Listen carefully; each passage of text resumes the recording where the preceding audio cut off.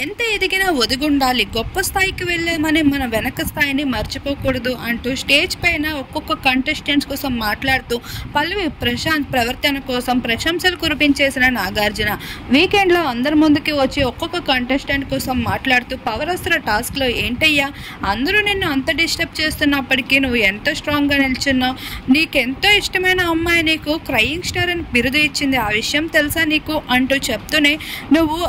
Winner అయిన తర్వాత శివాజీకి వచ్చి కాలు మొక్కావే, అది నాకు ఎంతో నచ్చింది, నీలో ఒక గర్వం అనేది కనిపించలేదు, అందరూ ఒక ఎదుగుతే ఒదిగుండాలి అనే ఆలోచనలు చాలా తక్కువ మందికే ఉంటాయి, అది నీలో కనిపించింది, చాలా బాగా ఉంటున్నావు, అందరితో కలిసిపోతున్నావు అంటూ ప్రశంసలు కురిపిస్తూనే శివాజీ నువ్వు కూడా పల్లవి ప్రశాంత్ని ఎంతో చక్కగా చూసుకుంటున్నావు, తనకి లోన్లీ ఫీలింగ్ లేకుండా ఎంతో బాగా ఫ్రెండ్లీగా కలిసిపోతున్నావు, సబాస్ అయ్యా అంటూ నాగార్జున ప్రశంసలు కురిపించేశారు. పల్లవి ప్రశాంత్ని అలా పొగడ్తల వర్షం కురిపిస్తూ ఉంటే హౌస్ మేట్స్ మొహాలు అయితే చూడలేకపోయారని చెప్పుకోవచ్చు.